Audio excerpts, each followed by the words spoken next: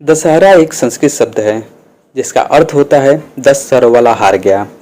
अर्थात 10 सर रावण के थे जिसका वध प्रभु श्री राम जी ने किया था। हिंदू मान्यता के अनुसार प्रभु श्री राम जी के द्वारा रावण वध बुराई पर अच्छाई की जीत के रूप में यह त्यौहार मनाया जाता है, जिसे हम विजयदशमी भी कहते हैं। हिंदू धर्म का त्यौहार दशहरा भारत का एक प्रमुख त्यौहार है। भारत में त्योहारों की रौनक देखते ही बनती है और दशहरा अपने विशेष संदर्भों कहानियों के लिए भी प्रसिद्ध है। पूरे भारतवर्ष में दशहरा बड़ी धूमधाम से मनाया जाता है। श्री राम को समर्पित अच्छाई की जीत, सच की सत्ता का यह महापर्व आस्था और विश्वास की नींव कायम करता है।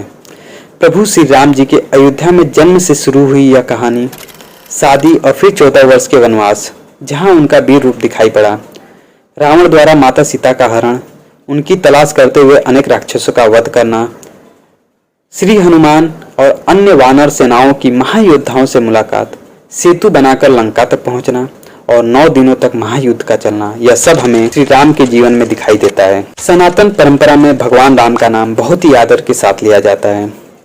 भगवान विष्णु के मानव अवतार माने जाने वाले प्रभु श्री राम में बाल्यकाल से ही कई ऐसे गुण थे जो उन्हें पूजनीय बनाते हैं। अपने भीतर इतनी सारी शक्तियों और दैवी गुण होने के बाद भी कभी उन्होंने मर्यादा का उल्लंघन नहीं किया, इसलिए लोग उन्हें मर्यादा पुरुषोत्तम राम कहकर भी बुलाते हैं। सर्वगुण संपन्न श्री राम जी एक आदर्श पुरुष के रूप में शूरवीर, साहसी, पराक्रमी, विनम्र, आदर्श भाई, बेटा, पति और राजा के रूप में जाने जाते हैं। आज भी जनता पुरुषोत्तम राम के रूप में उनके आदर्श व्यक्तित्व का अनुसरण करती है। रामायण की कहानी मात्र युद्ध की कहानी नहीं है।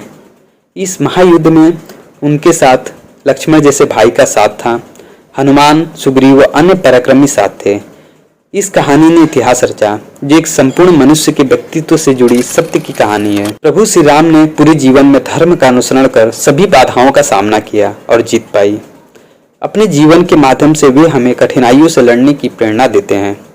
एक आदर्श चरित्र के रूप में श्री राम जी प्रेरणा स्वरूप हमें राह दिखाते हैं। श्री राम जी की कहानी रामायण की कहानी भी है, जिसमें इस महायुद्ध का पूरा विवरण है।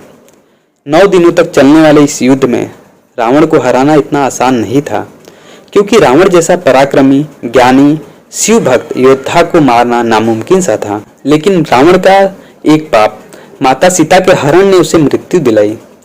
रावण को हराने के लिए प्रभु श्री राम जी को शक्ति स्वरूप माँ दुर्गा की आराधना करनी पड़ी थी, जिसके फलस्वरूप माँ दुर्गा ने श्री राम को शक्ति प्रदान की और के फलस्वरूप हम दशहरा के पहले 9 दिन माता दुर्गा की आराधना करते हैं और उन्हें समस्त देवी देवताओं का साथ मिला, जिनके सहयोग से प्रभु श्री राम ने रावण का वध कर जीत हासिल की और इस युद्ध में महारथी मेघनाथ, कुंभकर्ण, रावण की बलवान राक्षसी सेना भी मारी गई थी। भगवान राम से जुड़ी 5 बातों के बारे में जानते हैं, जिन्हें अपनाते ही मनुष्य का जीवन धन्य हो जाता है और उसे जीवन के प्रत्येक क्षेत्र में सफलता मिलती है। पहली बात, भगवान राम अपने भीतर तमाम तरह की दैवी शक्तियों के होने के बाद भी वे हमेशा आम आदमी से लेकर पशु पक्षी तक के साथ अत्यंत ही विनम्रता के साथ व्यवहार करते थे। भगवान राम के जीवन से विनम्रता की बड़ी सीख मिलती है, जिन्होंने तमाम दैवी शक्तियों को धारण करने के बाद भी समुद्र देवता से मार्ग देने के लिए विनय किया था। दूसरी बात, भगवान राम अपने कुल के बारे में कही गई कहावत रघुकुल रीत सदा चली आई, प्राण जाई पर वचन न जाई की परंपरा को जीवन भर निभाते हैं। वे अपने जीवन में न सिर्फ अपने दिए हुए बल्कि पिता के दिए गए वचन को भी निभाते हैं। पिता के वचन को निभाने के लिए बगैर कोई दुख व परेशानी जताए सहस्र वनवास निकल जाते हैं। तीसरी बात, भगवान श्री राम की विनम्रता, धैर्य और सहनशीलता जैसे गुण को इस तरह से समझा जा सकता है कि अयोध्या के राजा होते हुए भी उन्होंने कभी किसी को इसका एहसास नहीं होने दिया और पूरे वनवास काल में लोगों के साथ एक आम आदमी की तरह विनम्रता के साथ व्यवहार किया। सबके जीवन को पार लगाने वाले भगवान राम के सामने जब केवट ने उन्हें नदी पार कराने को कहा, तो आम व्यक्ति की तरह उसका निवेदन स्वीकार कर लेते हैं। भगवान राम से हमको चौथी बात सीखने को मिली, भगवान राम एक सच्चे मित्र थे, जिन्होंने अपने मित्रों को समाज में सम्मान और उचित स्थान दिलाया।